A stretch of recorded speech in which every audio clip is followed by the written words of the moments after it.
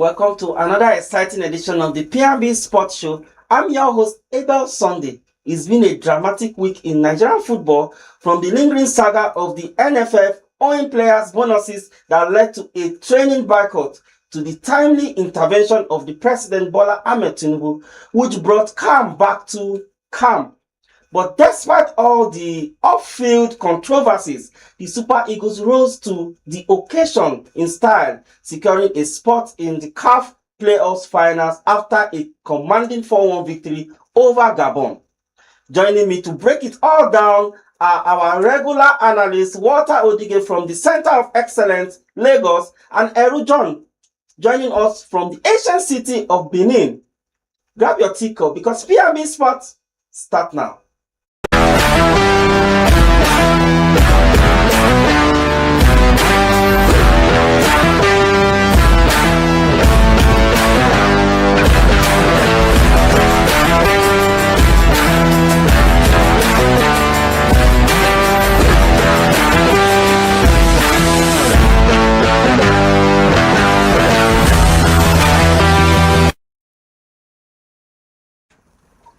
It's P&B Sports Show, reaching you live from the nation's capital. Gentlemen, it's great having you both on the show. Eru, what a game yesterday. Walter, we could see Nigeria coming out with their venom, isn't it? And I believe that both of you couldn't sleep yesterday. I remember I was chatting with Eru last night, and we were talking how I was having high BP yesterday after Osimhen's miss. But before we get into that, what is the problem with NFF?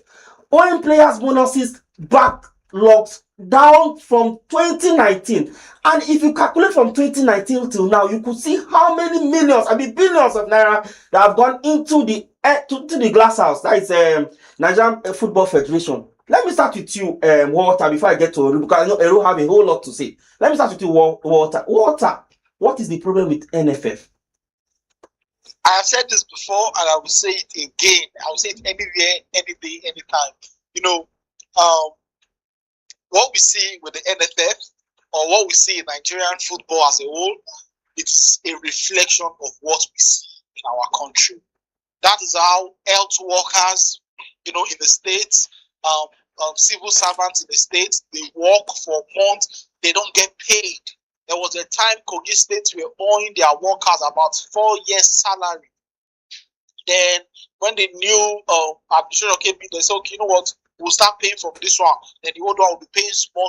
So it's nonsense, but it's a reflection. Now we've taken it to the football level, because that's what is the normal in our work setting. So we brought it to this football level, and I think it's abysmal to think the least, because these are international professional footballers. These are players that plays for the best clubs in Europe.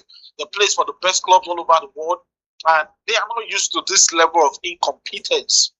And I saw a lot of persons arguing, why are they doing this? Why are they going on strike now? In 2 days to a crucial game, World Cup. But the truth of the matter is, the players know that this was the best time for them to act. Because if they don't act now, they are likely not going to ever get what they deserve, and that is a fact. So they knew that this was the best time to act, and that's why they acted that way.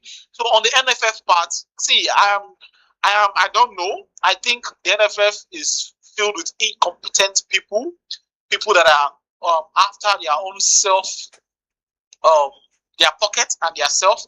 They don't care about the football in Nigeria. Not that they don't care. They care. They want the result to be good, yes, so that they can take the glory and they can add it to their list of achievements. So they want the result to be good and all of that. But they don't want to do the right things. And another issue we have, let's say, for example, let's give them this excuse, this benefit of doubt that okay, they haven't gotten this funds from the NSF, as National Sport Commission, NSC. Let's say the NSC hasn't gotten these funds from the president. Let's give them that excuse, which I don't think is the case. But let's assume that they haven't gotten this fund. The NFF hasn't gotten this fund. So you're telling me that the NFF, the head of Nigerian football, are not generating enough money, to pay their players' salary. So whenever this money comes from the National Sports Commission or from the presidency, they can sort themselves. So they are not generating enough. They are not creating money enough. That's just what shows you. If you say, okay, we've not received this money, how much is it? Do you know how much deals like national team strike? National team strike deals, good deals. So the NFF are not striking this. So the marketing department or the publicizing department of the NFF are terrible at their job. That's what it shows. Because how can you be owing players backlog dating back to 2019? See, we can stay here and talk. I don't think the incompetency will change. And from a reliable source, I got the info that the players were not even paid. Though it was still promised. Audio money. Okay. Yes, it's promised that they promised them, and the players, they cannot say they will not train for 2 days. If not, Nigeria will turn on them. So what did they do? They had to come out and say, okay, every issue has been cleared. We are going to focus on the game, but that's not the case. These players are still not being paid. They just got the promise, and who knows? Probably after the World Cup, they will wind them again. But they cannot do that because the AFCON is coming in December. If you don't give them what you've promised them before the AFCON in December, they will not go to that AFCON, and Nigerians will back them totally. All they just need to do right now is go to that game on Sunday, win that game, leave the rest for Nigerians, and they will see what Nigerians are capable of doing. All right, let me come over to you. We could see the intervention of the president after they boycotted their game their training on Tuesday. We saw the president stepped in fully, and but the question I want to ask is, where are all this money going to? Look at the hotel that they even put them, because Uwobi posted that on his handles, and we saw the hotel. We saw people spraying cloth behind their hotel. Is that kind of hotel that they should put the almighty Super Eagles of Nigeria? Now, this shenanigan, when is it going to stop, Eru? Let me hear from you, or let me get your own perspective. It is going to stop when Jesus comes for his second coming. Yes. If the second coming of Jesus does not come, Mr. Sonny, you, me, Mr. Water, we should not expect it to stop. The reason is quite clear and visible for everybody to see. Our mentality as a continent is poor. We have grown so much to politicize everything, down to sport. That is a big means of sportsmanship. Down to a sport that unites all and sundry, different color, different religions, different culture, different tribe. We have grown so much to that level that we now politicize everything. You can imagine the kind of hotel that's even good, at least a hotel. Our game against South Africa. Did you not see the pitch they took us to play the match?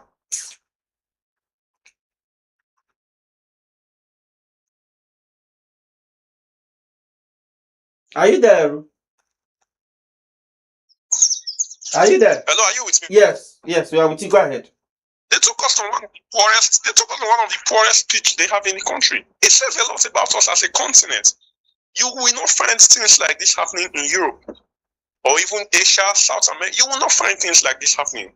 It only says a lot about how deeply bad we have grown in terms of mentality and character.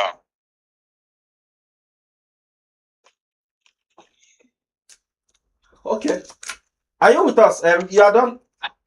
Are you there? Yes, I'm with you. Okay.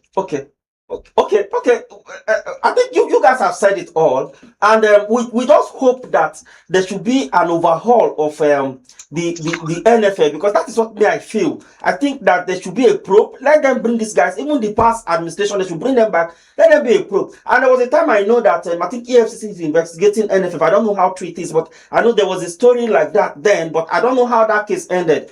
There's when EFCC wanted to Abingas was trying to investigate the NFF, but let's keep that aside and let's not use that to spoil our joy this time.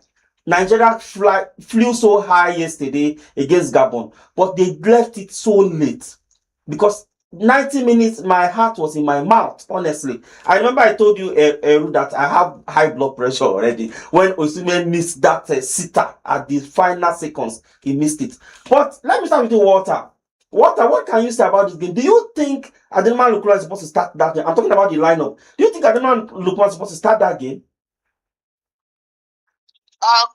For the lineup, I don't know. To be honest with you, if I were the manager, I wouldn't have started. Because I would have preferred that he would have started those people that played Benin game. You understand? At Uyo, Yeah, the yes, last game, start but, those people. But let's not forget where the coach got his inspiration to start Ademola Lookman from. It's from the fact that this is the current African Player of the Year, and this is one of Nigeria's best players. And you know, if he is fit, he should start. But talking about form, he has been off it this season. Not his fault, because we know the ordeals he has had to deal with at his club, and from not starting the season, missing the first 5 matches for his club this season, to not having a preseason, to the recent row between him and his manager. So it's been a turbulent past few weeks for Ademola Lookman, and I wouldn't have started, but I get where the coach comes, where the coach started. Why the coach started it, because he's one of Nigeria players, regardless of he's in form or he's not in form, and I think it was in the end. To be honest with you, I don't have issues with starting Ademola Lookman. My issue with the coach Eric Chell is why giving him a free role. Now, what Nigeria did yesterday that I was not totally impressed in that first half. Both Ademola Lookman and Samuel Chukwueze, who are your two supposed wingers, were playing in a free role position, and it wasn't nice. If Chukwueze is going to be in the free role position, let Lookman stick to his left wing that he is. So they thought they were coming to the midfield. It was just jam pack and all of that, but in the end, it didn't affect Nigeria as a whole. I thought that was one of Nigeria's best performances. Now, what we are seeing from the Super Eagles, which is very, very impressive, is every performance we are saying that is one of Nigeria's best performances, because it was the same against Benin Republic. We are like, this is one of Nigeria's best performances. Then yesterday again, I think to be honest with you, I really, really think that yesterday performance was actually Nigeria's best performance in recent years, because forget that the game ended 1-1. The first half of that game, the first 30 to 5 minutes, Nigeria were on an absolute fire, and though it could have been easily 2-0, 3-0 if we had converted our chances early on in the game in the first half. So I'm really impressed. I think Eric Chell has done remarkably well since taking over as manager of the Super Eagles. The only reason we haven't seen the only reason we are acting like he has not done so well is because the games have been pressure games, so we have not been able to calm down and actually enjoy the football Nigeria, because we're angry. Imagine yesterday when we were playing in the first half, I was just shouting, "Score! Take one of your chances! Take one of your chances!" Game change. So I was putting myself under so much pressure. I couldn't see how beautiful, how well the team is playing. So, and that is how all the games Eric Chell has played since he took over. Games whereby a draw feels like a defeat. The games whereby you are leading 1-0 and you are not secure because an equalizer end the game the draw. So, to be honest with you, Eric Chell, he has done brilliantly well, and I really want him to finish it, because even if you lose to Congo on Sunday, everybody will forget what he have done since he took over, and they'll blame him, they'll blame the players. So he just has to finish the job on Sunday. But that said, I was really impressed by the Super Eagles yesterday, and I think they are getting better and better. Maybe one or two players need to be introduced to the squad, but overall, yes, kudos to the Super Eagles. Brilliant game yesterday, and congratulations and good luck to them for the final. Okay, let's go back to you, Eru. Of course, Richard has not lost against since he took over. My problem now is Wambali. I talked about Wambali the other time. You backed him up somehow. There was a time we talked about Wambali. Look at that scare. In such a time where this guy just needed a little bit of hope. And even they scored that goal, it could have been 3-2. And that would have given the Gabonese some kind of hope to come back to that game, because he has given them a hope already. That game already was putting them on the ground already. 3-2, 3-1 we're leading. Then he had to make one kind of silly blunder. So I don't know. Do you think way forward we should look at? We should try and see if we can use another goalkeeper. Do you understand? Then lastly, I want you to tie this together with Osimhen. Osimhen missing Osimhen missing some clear chances, but he tried to redeem himself in extra time. That sitter was, in fact, it was. Osimhen does not have any excuse not to score that goal, because he knew that scoring that goal already put us in a good position, and he missed it. Let me get your thought, Eru. Okay, thank you very much. Let me start from your first question. Yes, indeed, there was a time we had a conversation about Sterling Nwabali, and I backed him. But at the moment, I think he's beginning to grow overconfident. He's beginning to grow too confident, and I think he's beginning to affect his gameplay. It may be unknown to him. You know, when you have this assurance that whatever goes, you are the starter, you are the first choice, you are the go-to goalkeeper. And then over time, especially in the last AFCON, he carved a niche for himself, he made a name for himself, he represented Nigeria so well, taking us to the finals, doing his best, even if we didn't clinch the trophy. And then at some point he feels like, oh, this is my world, I'm ruling. He's beginning to grow overconfident. So for players like this, what I think should be done to them, or a manner I think they should be checked, is to have a proper competition in the team. In a situation where he knows that the day he blunders, the day he flops, the day he doesn't do so well, there is a competent backup goalkeeper who is willing to take up the first team shirt. I think he will do better. He will do better. He will do better. He will do better. But because he knows that no matter what happens, he's the first choice goalkeeper, he's the number one goalkeeper. I think that's some of the reasons for his actions. Imagine yesterday, there were some very silly things he was doing aside the blunder. We were 1-1, we're playing 1-1 draw. You are delaying the game, you are holding on to the ball, lying on the ground. When you should push the ball, you won't push it. When you should throw a long throw, you won't throw. When you should do a quick start, you won't do that. When you should not do it, you are doing it. He was making very wrong decisions. And I was wondering, that aside, like I said, the solution to Nwabali, I think at this time, we should start looking at another goalkeeper who is a good and healthy competition for him. Not Amas Obasogie. Obasogie is good, but I don't think he's a match for Sterling Nwabali that can put him on his toes. That's for Nwabali.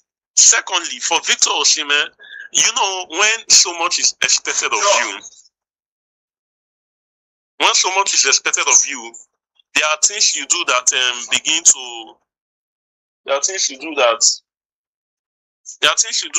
to look like a very big deal. That goal that he missed was a big one. It was, in fact, before that last minute miss, Osimhen had missed a couple of chances. And then missing that on the last minute, I mean, they would have crucified Victor Osimhen. Yes. I remember to Odion Igalo in the 2018 or 2014 World Cup. I can't vividly remember. That made Nigeria lose the game. I know what happened to him. So it is a big deal. But thank God he was able to redeem himself in the extra time. That's the only luck I think he has. And I must give him credit for something very quickly. The fact that you were able to miss such a sitter and you still be able to keep your confidence intact in the extra time, that's a huge one. It shows that he's growing in character as a player. I know players that would miss that in the 90th minute. And then in the extra time, there will be nothing to write home about. Their confidence will be so dead. So it's a huge one for him that he was able to keep up that confidence. He was able to keep up with that. That's a huge one for him. Okay, well said. Let me come back to you as we try to wrap up the show. Walter, we're playing Gabon. DR Congo on Sunday. Do you think that's a good tie? Because thinking that, because with me I was predicting Cameroon before, but if they put Cameroon and DR Congo, would you have preferred us playing Congo or Cameroon? Which of the countries would you have preferred us play? To be honest with you, I was watching every journalist or every body in sports or football. They were all saying they would prefer Cameroon. yes, Cameroon are the weaker side between Cameroon and Congo, but trust me, you don't want to play a derby game, going to be undecided to if you go to the World Cup. Derby games are different ball game entirely. Trust me, Cameroon could be dead. Cameroon might not be good enough right now, but that game, if it's going to be a derby game, trust me, you can't predict it. We've seen it times and times again. We've seen it between Manchester United and Manchester City. We've seen it between Liverpool and Everton. We've seen it between Barcelona and Espanyol. Derby games are not games that you can just say, "Oh, win." No, derby games, anything can happen. The form of both teams before that game does count for nothing on the day. So I really did wanted to face Cameroon on that note. Yes, they are the weaker side between them and Congo, but on that note, I didn't want to face Cameroon because I don't want pressure. I remember when Nigeria played Ghana for the 2022 World Cup playoffs.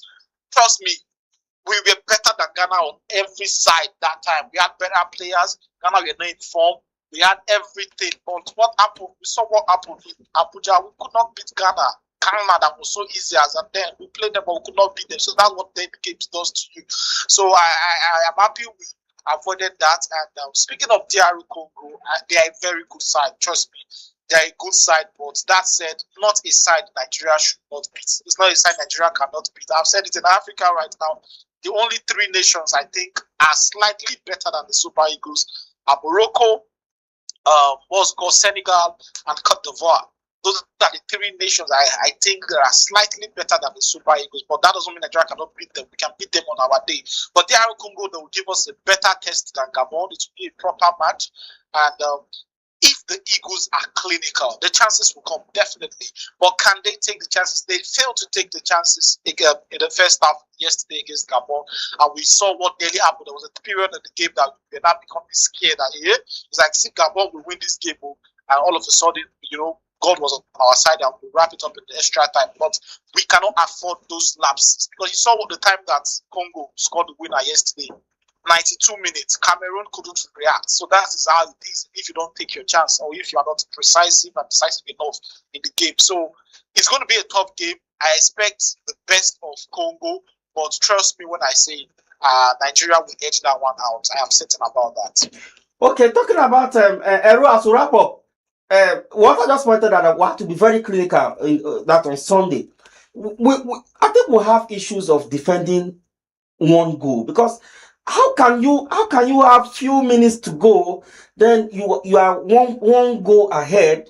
Everybody is supposed to come back and play defense. You have to cluster that place. But I wonder how they could allow that to just happen, slip out of their finger, and we have to do it in the hard way. But furthermore, do you think the Super Eagles, the two games, okay, they have a game on Sunday. If they win that one, and they have one more for the playoff. But do you think what you are seeing right now, do you think the Super Eagles can scale through quickly so that we can wrap up? Yes, I think we can scale through. I strongly think the Super Eagles can scale through.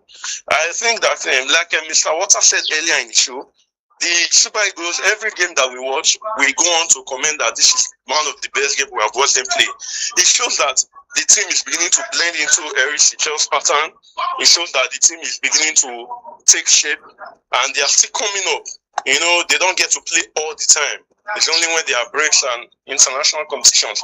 I think they can scale through. I think we can defeat DR Congo on Sunday and we can go on to win the international playoffs. I'm not just speaking as a patriotic citizen. I'm speaking as both a patriotic citizen and what I have watched them play and what I've seen them play. I think we can do better. We have room for improvement. We have players who are doing so well, who are coming up and doing so well, and that's a huge one for the Super Eagles. So I think so. I believe so. Yes. Okay, fine. Okay, your final word, Walter, quickly in 10 seconds. Your final word to Nigerians, to Super Eagles, to everybody here. Your final words, please. Yes, so the Super Eagles, I want to say they need to focus on that game. They should. I understood what they do. I'm sure it's not Osimhen that needs the peanuts that the NFF is about to pay. Neither is it will be Bassi or what's it called now? Trist Ekong, the captain. The thing is, they just feel cheated, and I understand that part in life. Sometimes you can feel cheated, and what I will even do is say, okay, let's even wind the city and are winding us. Let's wind them back. We need our money. So I'm sure it will not be distraction to them. They just need to focus on the game. They need to train. They need to watch clips of Congo. They need to train, and they need to, focus 100% on that game. It's a final. Trust me, if Nigeria can beat Congo, I'm telling you today, we'll be at the World Cup, because I think we will play easier opponents at the intercontinental playoff. So we just need to beat Congo. It's a final. It's the biggest game of the Super Eagles in the past 5 years, since that Ghana game. Okay, since the AFCON final, let's not exaggerate things. Since the AFCON final, I think this is the biggest game, and they need to try their best to win it. Your final word. And with Osimhen fully fit, Nigeria is I think Nigeria plays well. They say anytime with Osimhen is in the team, Nigeria plays better. Your final word, please. Yes, I strongly agree with you. Anytime Osimhen is in the team, Nigeria plays better. My final words will be that I hope the Super Eagles go on to win on Sunday and then go on to win the intercontinental playoff. Kudos and huge prayers for the team. Yeah. All right, and that brings us to the end of today's edition of the PNB Sports Show. It has been an engaging discussion on the state of Nigerian football, from the NFF bonus controversy to the Super Eagles' emphatic qualification for the CAF Playoffs finals. A special appreciation to my analyst, Walter Odige, from the Center of Excellence, Lagos, and Eru John from the ancient city of Benin for their valuable insight and perspective. Thank you, gentlemen. Thank you so much for coming on the show. All right, you can connect with us in all social media platforms on YouTube and Facebook at Politics&BusinessTV.English, on IG at PNBTV_English, on X at PNBTV_ENG. I'm Abel Sunday. From me and the entire team here in Abuja, I say goodbye.